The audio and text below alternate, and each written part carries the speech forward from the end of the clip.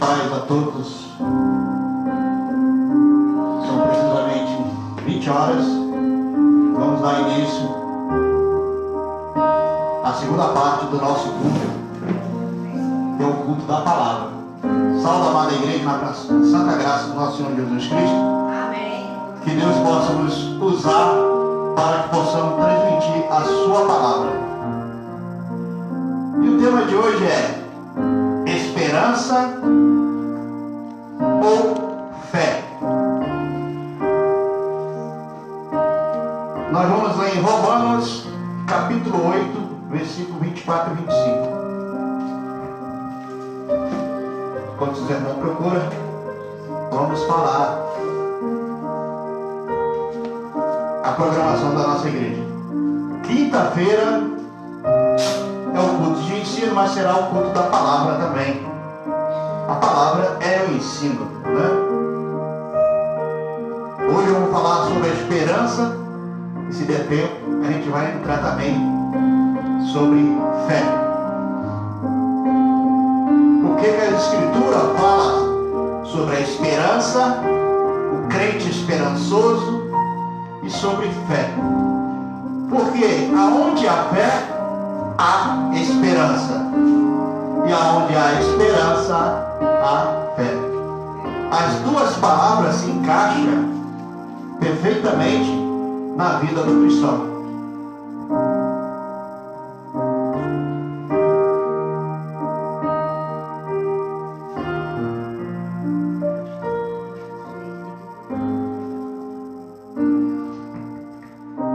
Nosso som tem hora que ele aumenta, tem hora que ele abaixa sozinho. Coisas inacreditáveis.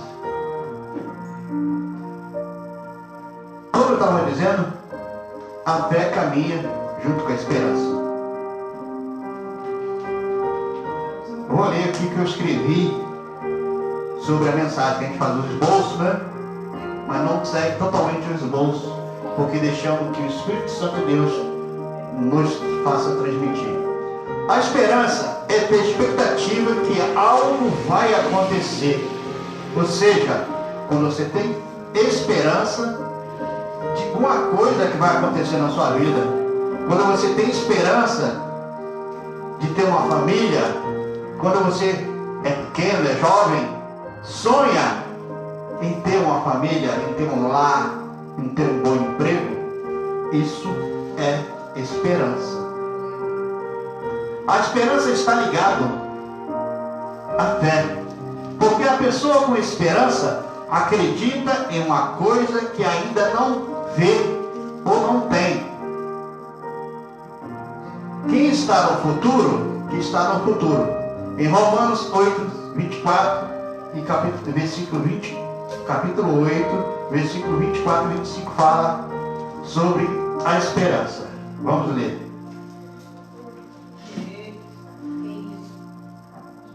Romanos capítulo 8, versículo 24 e 25. Vamos ler. Porque em esperança somos salvos. Ora, a esperança que se vê não é a esperança, porque quem vê, como esperará? Mas se esperamos o que não vemos, com paciência o esperamos. O que quer dizer esse versículo? A esperança é uma coisa que você tem naquilo, quer ter, quer possuir, mas não tem.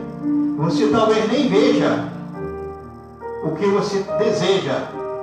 Igualzinho, você deseja uma família, mas você não tem o rosto da sua esposa, da futura esposa, nem dos seus filhos. Como eles serão? Você vê as crianças, vê a esposa, mas não, talvez não será aquele rosto. Isso significa isso aí, ó, no versículo esperança, porque quem vê, como esperará? Mas se esperamos o que vemos, com paciência o esperamos. Então, no versículo 25, nós não vemos Cristo, mas sentimos a sua presença e temos esperança que vamos um dia morar no reino do céu. Mas aí essa esperança se transforma em fé. Esperança implica em esperar. Algumas promessas de Deus levam tempo para se cumprirem. A esperança é a confiança em Deus, que nos ajuda a esperar, sem desistir, até que as promessas se cumpram na nossa vida. Para isso, precisamos ter fé em Deus. A minha esposa, há muitos anos, ela tinha uma esperança de ver a filha dela andando e falando, apesar da medicina falar que ela não ia. Mas a esperança de vê-la e a fé em Deus fez prevalecer.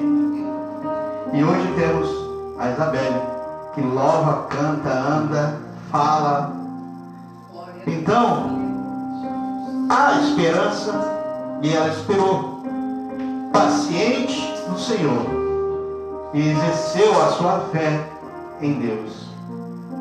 Isso é um exemplo que nós temos dentro da nossa família. A Bíblia fala que Deus tem planos bons para a nossa vida, que nos dão esperança. Lá em Jeremias capítulo 29, versículo 11, fala um pouquinho sobre isso. A Bíblia fala que Deus tem planos para nós. Lá fala dos planos. Jeremias 29, 11. Porque eu bem sei os que pensam, os seus pensamentos, que penso de vós, diz o Senhor, pensamentos de paz e não pensamentos de mal, para vos dar o fim que esperais. Ou seja, quando você tem um pensamento que a gente costuma falar positivo, um pensamento que se leva a Deus, entregando os seus problemas, que você talvez ache difícil, mas para Deus nada é impossível. Deus fala, sendo os pensamentos, sendo bom, Deus, o Senhor, os dá pensamento de paz. Quer dizer que Ele vai dar para você, se você tem fé e busca cada vez mais a palavra do Senhor. A esperança é uma força muito poderosa. Quem tem esperança em Deus? Quem é que tem esperança em Deus? Quem tem esperança tem alegria. Já não precisa de ter medo do futuro ou do dia da manhã, da incerteza. Quem tem esperança em Deus entrega e já está preparado. E isso é um motivo de muita alegria para o povo que busca a Deus todos os dias. A esperança também é ter paciência. Sim, porque a paciência é uma virtude e nós temos que esperar. Está em Romanos 5. Lá em Romanos 5, Romanos capítulo 5, versículos 3 e 5 vai falar sobre a paciência.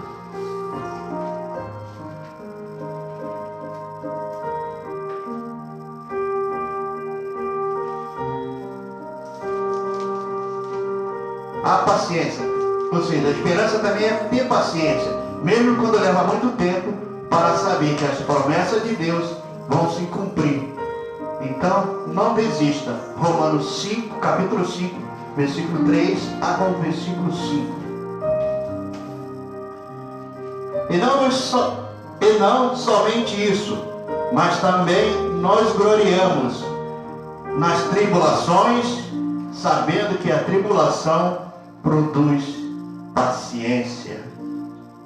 Versículo 4. E a paciência produz experiência. E a experiência produz a esperança. E a esperança não traz confusão. Porque o amor de Deus está derramado em nossos corações pelo Espírito Santo que nos foi dado. Então, não adianta você ficar vez agoniado. Você ora a Deus, pede a Deus, clama a Deus, né? E não recebe e fica angustiado. Também é uma virtude da esperança a paciência. E Deus fala bem claro aqui no Romanos capítulo 5, versículo 3, 4 e 5.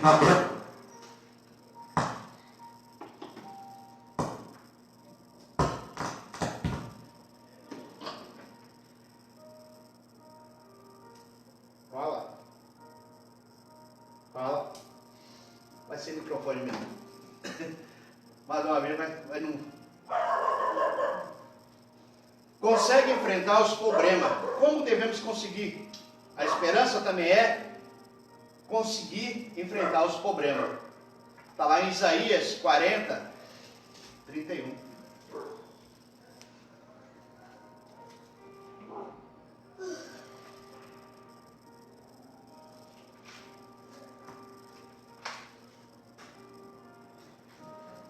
A dificuldade é sair vitorioso no fim.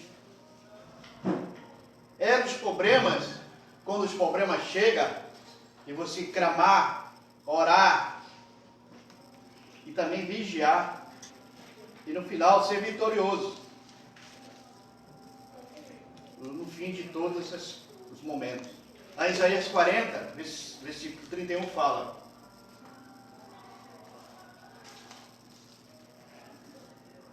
mas os que esperam no Senhor renovarão as suas forças, subirão com asas como águia, correrão e não se cansarão, caminharão e não se fadigarão.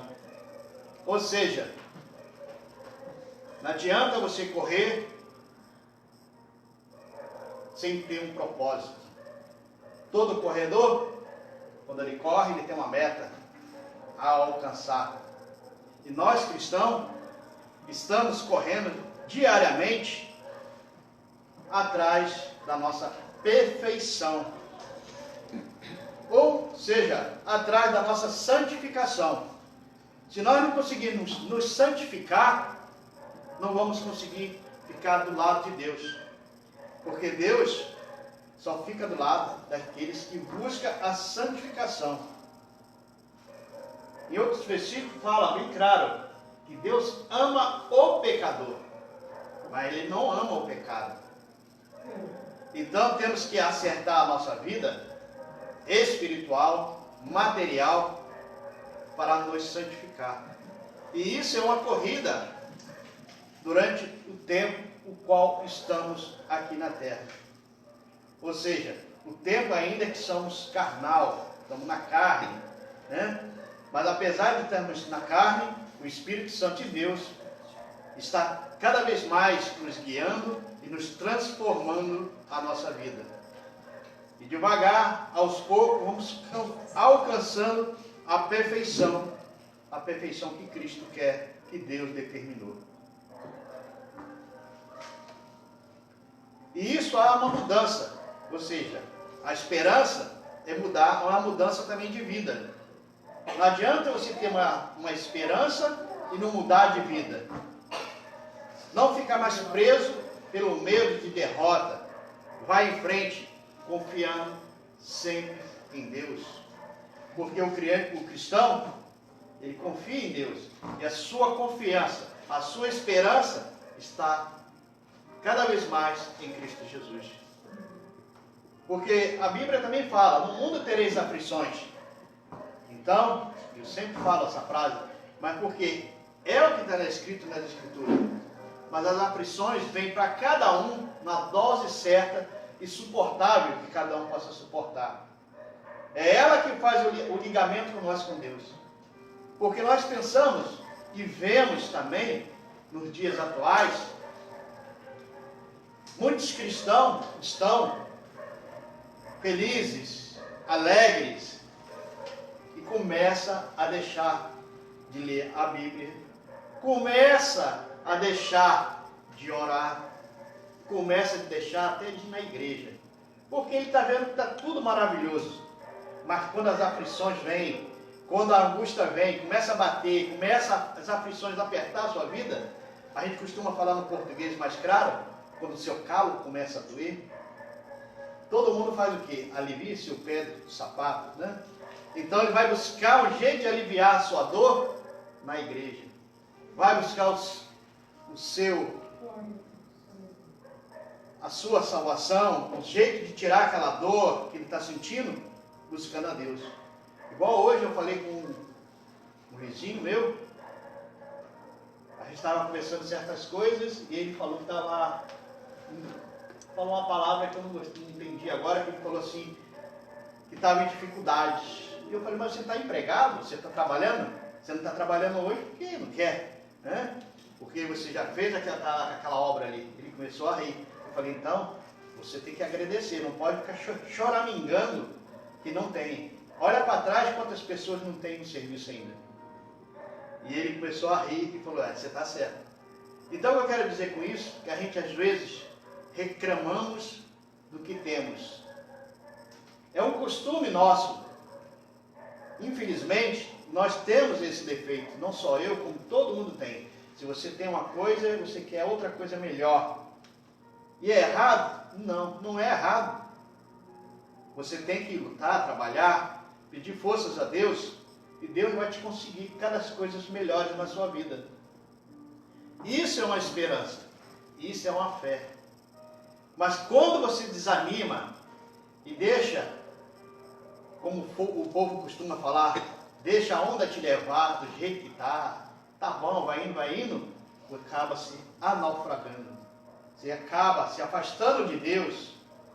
E isso traz um grande prejuízo na vida espiritual.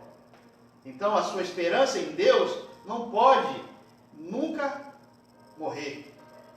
E há um ditado que diz que a esperança é a última que morre. E eu falo, a sua fé tem que andar lado a lado com a esperança. A esperança que você um dia vai conseguir, vai permanecer na fé e vai morar no céu. Se você não tem essa esperança, infelizmente, sou obrigado a falar que está faltando fé. E sem fé e sem esperança, ninguém consegue viver. Porque hoje em dia, muitos estão procurando no suicídio, dar um basta na sua vida. Ele pensa que ele se matando, tirando a sua própria vida, ele vai ter paz, sossego, já que ele não alcançou o que ele planejou, o que ele teve esperança de ter, talvez nessa terra, deu tudo errado, ele vai para o outro lado. Faltou o quê? Fé em Deus. E nós ficamos, às vezes, abismados, que são pessoas que conhecem o Evangelho e começam a perder a sua esperança nas palavras do Senhor. Mais uma vez eu vou falar esse mesmo versículo. Perderam a esperança dentro da fé. Mas como perder se ele não leva a sério? Se nós levarmos a sério as Escrituras, você vai ver mais um cifrão que eu sempre falo. No mundo tereis aflição. Então, quando nós estivermos nesse mundo, nesse corpo carnal, nós vamos ter dor de dente, nós vamos ter febre, nós podemos ficar doentes. É propício ao nosso corpo a ter isso. Mas temos esperança que Deus vai nos livrar. Deus vai dar talvez uma gripe, mas não tem uma enfermidade grave. Talvez você tenha uma dor durante a noite, mas você vai ter um remédio para aliviar. Isso é esperança. E essa esperança que você tem em viver a sua vida, sabendo que amanhã você poderá ter uma decepção, mas você entrega a sua vida na mão de Deus. E aquela decepção que talvez você tenha, vai fazer você crescer espiritualmente. E isso vai você galgando cada vez mais o degrau da vida espiritual. E o que eu quis dizer com essas palavras, que muitos começam a ver bonança, coisas boas, não vê as coisas erradas que poderão acontecer, as coisas que não poderão dar certo talvez na sua vida, mas a esperança tem que continuar. De você lutar e vencer. Você cai, você levanta. Torna a cair, mas torna a levantar. E glorificando a Deus. Isso é fé. Isso é esperança na palavra do Senhor.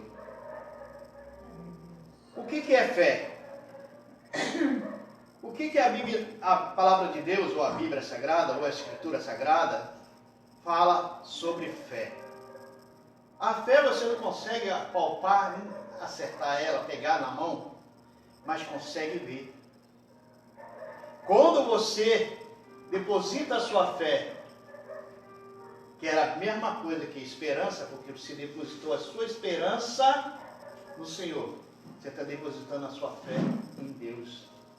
Quando você sabe que existe um ser onisciente, onipresente, que você não precisa pronunciar nenhum som, só em pensamento você fala com ele, e ele às vezes te responde, às vezes responde de imediato que você talvez nem entenda. Com o passar das horas, dos minutos, você vê e fala, Deus falou comigo. Naquela simples gesto que aconteceu a mais à frente na minha vida, no seu caminhar. E isso quer dizer fé. E isso quer dizer esperança, porque a sua esperança foi alcançada. A fé é acreditar em coisas verdadeiras e agir de acordo com essa crença. Qual é a nossa crença? A nossa crença é que existe um Deus. Nossa crença é que existe um ser supremo, o qual não existe começo nem fim. Ele é o alfa e o ômega. Ele é o começo e é o fim. Esse ser que nós costumamos falar, eu costumo chamar de Pai Celestial, ou de meu Deus. Muitos chamam de Yeshua. Tem vários nomes, Emanuel. Mas o importante não é o nome. O importante é você ter dele dentro da sua vida e ter esperança de um dia estar lado a lado, face a face com ele. E a fé faz você sentir, faz você reviver, talvez o passado de Jesus Cristo. Eu costumo falar, nós costumamos ver e sentir a presença de Deus na nossa vida, porque às vezes entregamos de um jeito a nossa vida na mão do Senhor, e você começa a sentir a presença de Deus. Como a gente sente a vida, na nossa vida, a presença de Deus? No culto, você aceita e sente a presença de Deus. Nos louvores, quando você começa a cantar, a glorificar a Deus, você sente aquele calor dentro de você. Isso é o seu espírito falando com Deus. E é Deus falando com o seu espírito. Então sentimos a presença do Espírito Santo de Deus na nossa vida. E para não nos perder essa oportunidade do Espírito Santo estar sempre dentro da nossa vida, temos que ter uma comunhão plena com Deus. E essa comunhão é através da fé. Quando alguém fala para você, então você está fazendo uma coisa que não vai dar certo. Você está fazendo uma coisa que não é para sua alçada.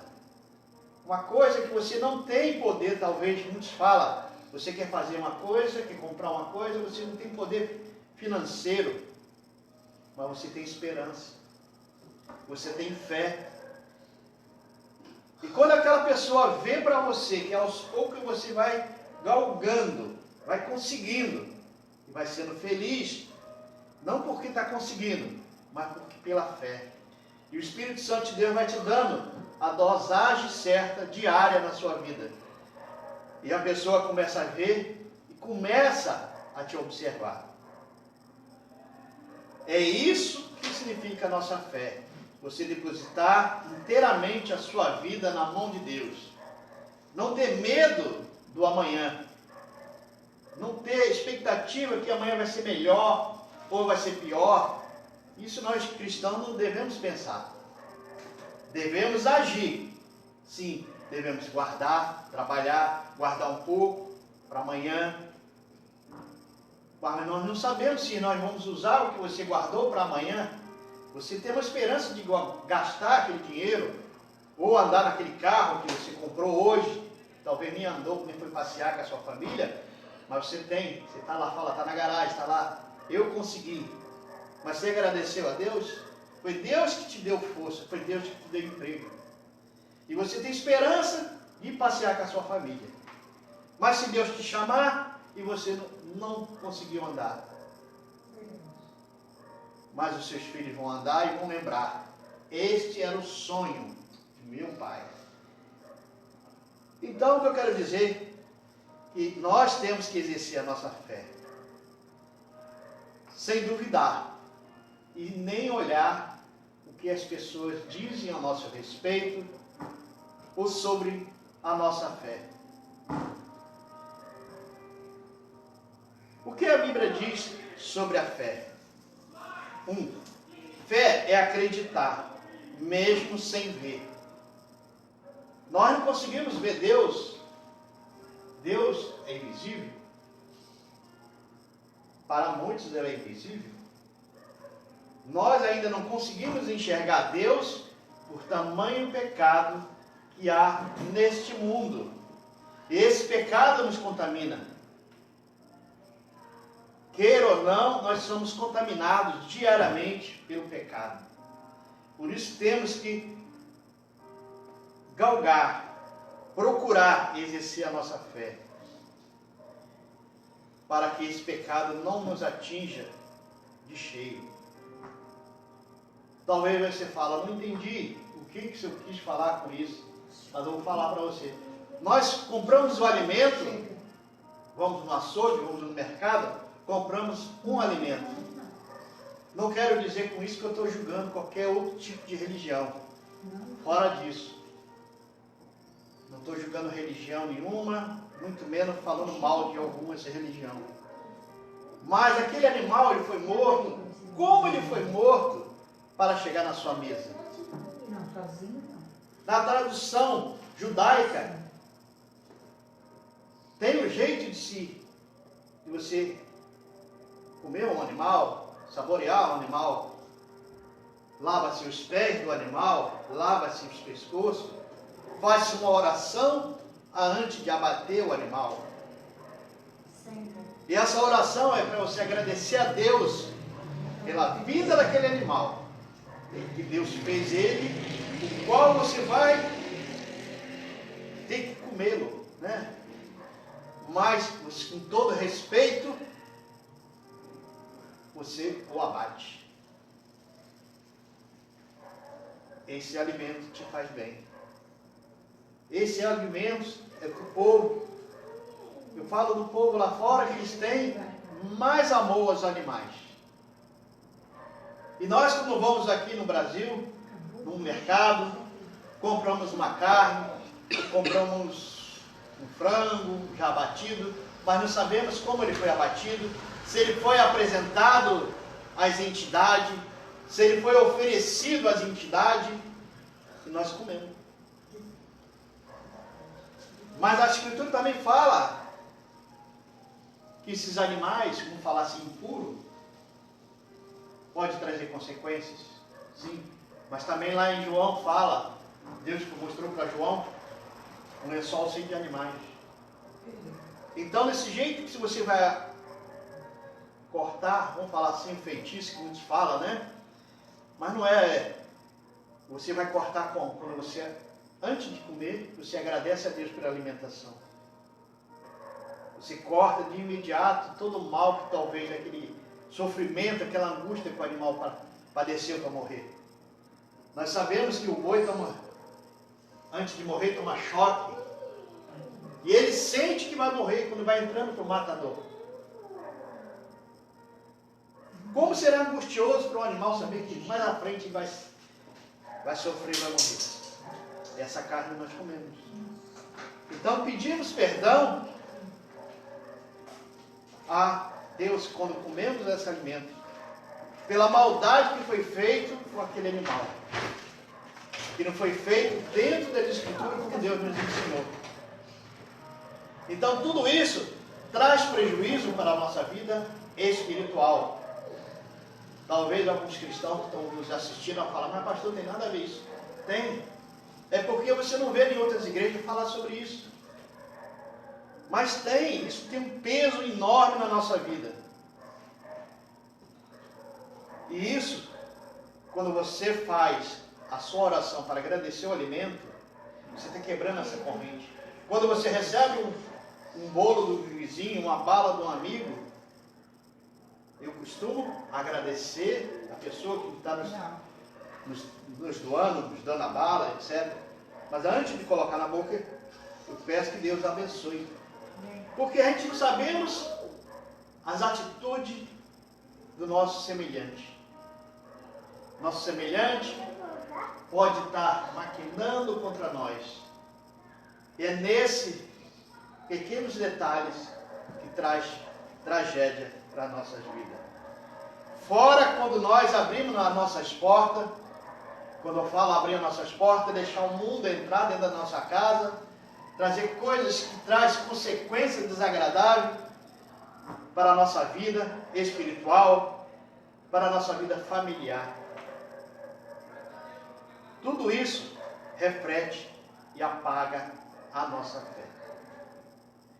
Quantos nos dias de hoje poderiam estar numa igreja, louvando, glorificando a Deus, estão sentados vendo um filme, uma novela, uma coisa que não vai edificar a sua alma, uma coisa que não vai te dar nada, não vai te dar prazer nenhum, porque acabou ali a novela, acabou alguma coisa, o que você aprendeu? Não aprendeu nada.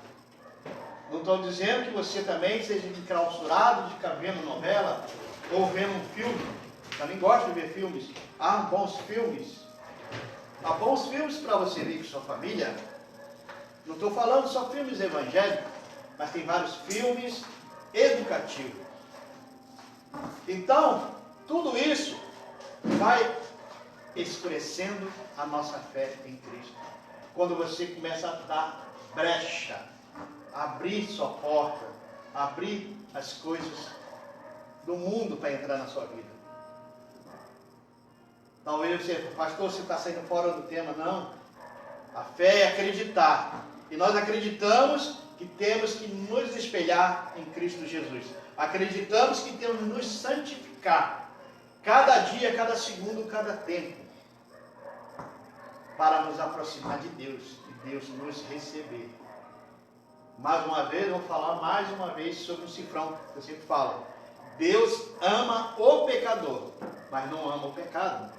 O que quero dizer com isso? Não adianta nós ficar tentando nos enganar a Deus. Enganar o próximo é fácil, mas a Deus não. E você vai para um lugar onde tem umas músicas mundanas, palavrões, etc. Talvez você não cante, mas você está ali ouvindo.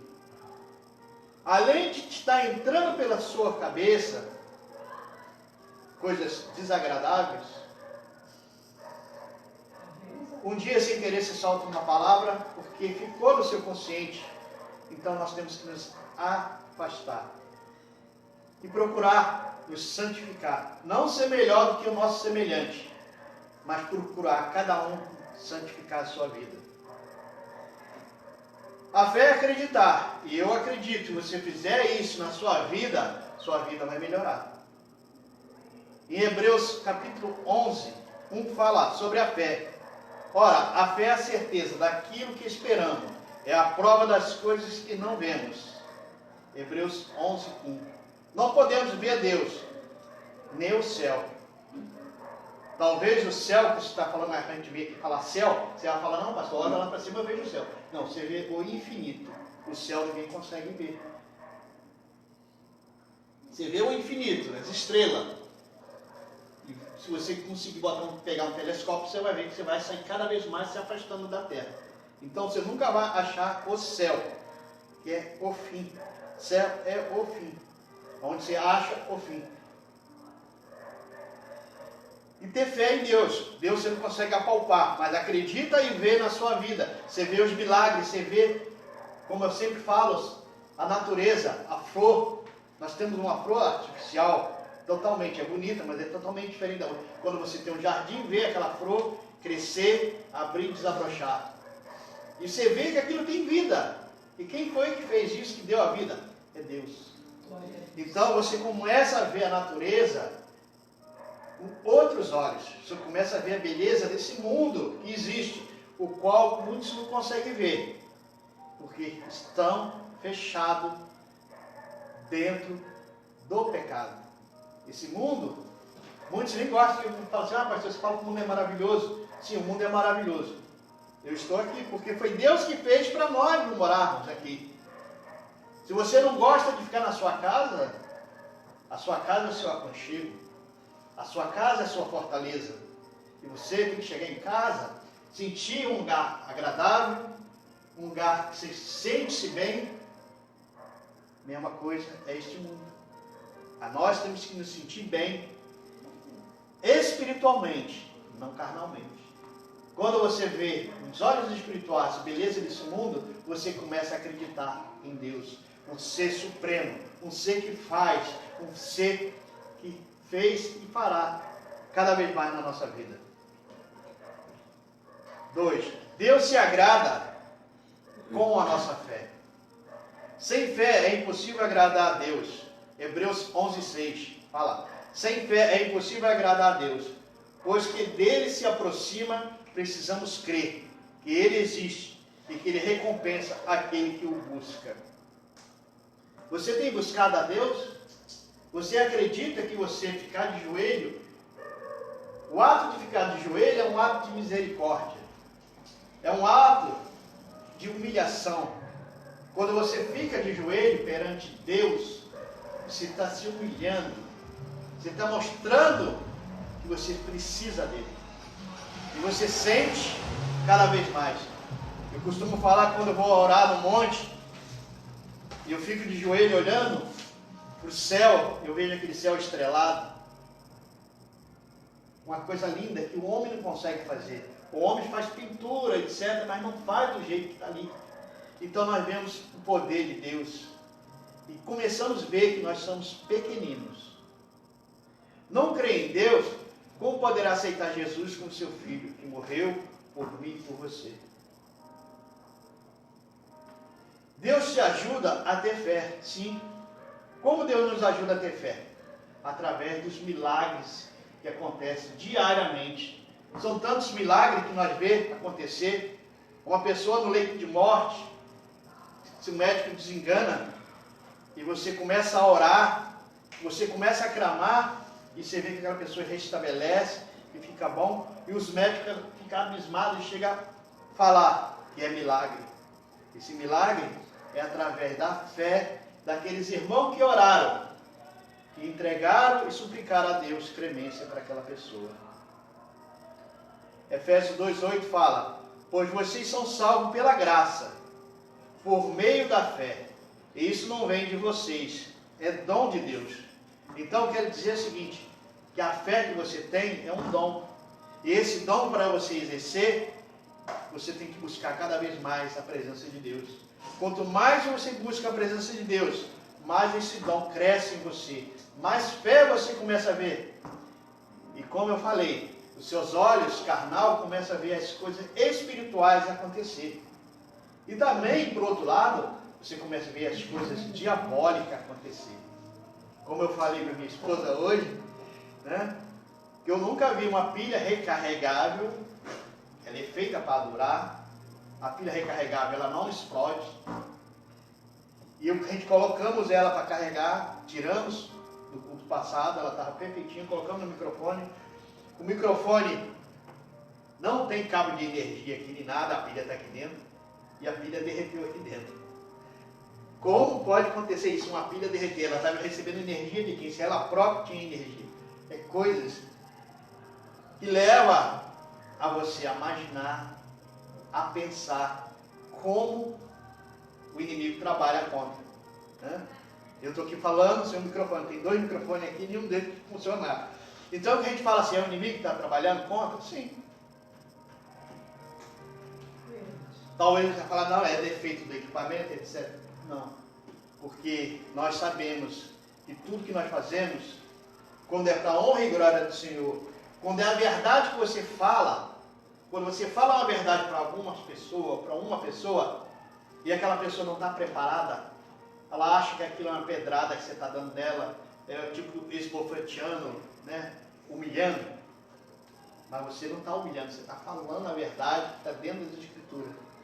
Quando você fala para aquela pessoa, você tem que tomar um jeito na sua vida, você tem que buscar a Deus. Larga essas coisas que vocês estão fazendo, isso está errado. Olha na Bíblia. E ele começa a arrumar 1001 desculpa. Mesma coisa é o inimigo. Ele quer calar o seu povo que prega. O povo que prega, como eu costumo falar, eu falei hoje, aquele que prega a salvação, aquele que prega que o inferno existe. O inferno, se você não aceitar Cristo Jesus, como a Escritura fala, tem que crer que Jesus é Filho de Deus, mas não crer da boca para fora, mas crer espiritualmente na sua vida, exercendo o quê? O seu dom de fé. E o seu dom de fé não é você orar, a pessoa ver você orar, não é ver você cantar, não é ver você pregar, mas é para ver o seu dia a dia, você com Deus, o seu relacionamento com Deus. Quando a dificuldade vem, quando você bate o dedo na porta, né? Uma vez eu dei uma topada e a unha ficou pendurada em sangue, e o rapaz olhou para o meu lado e falou assim, você não xingou? Eu, não. Você deu glória a Deus por isso? Podia ser o pior, meu dedo cair. Então, não quer dizer que eu sou melhor, mas estou me esforçando. Então, quando nós começamos a nos esforçar só em glorificar e agradecer a Deus por tudo, quando eu falo por tudo, é pela dificuldade, é pela dor, é pela alegria. E nós temos que agradecer. Deus começa a olhar você e Deus começa a te tirar de lado. Esse é meu filho. A Escritura fala, que eu não me lembro igual o versículo que eu estive lendo hoje, que fala, nem todos são filhos de Deus. Infelizmente, nem todos são filhos de Deus. A gente costuma falar para os outros amigos, para as pessoas, que eles são filhos de Deus. Mas a Escritura de Deus fala, a Bíblia Sagrada fala, para ser filho de Deus, você tem que aceitar que Deus existe. Para você ser filho de Deus, você tem que acreditar que Deus mandou seu filho, o único filho, morrer por você e por mim, para resgatar do pecado. Mas se você não acredita, você não pode ser. Então, a fé é uma escolha. Está em Atos dos Apóstolos, capítulo 1, versículo 3.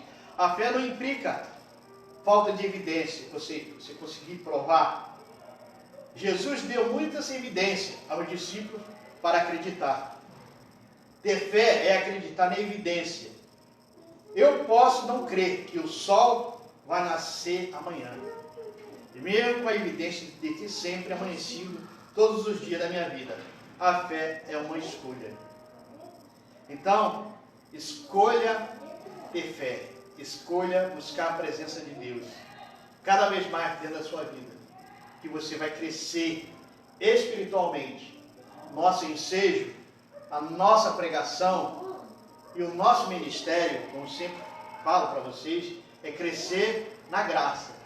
Crescer na graça é você ter um conceito, graça é um conceito que você tem de Deus. Deus gostar de você porque você o busca. Isso é crescer na graça. E no conhecimento. Qual conhecimento? Das Escrituras.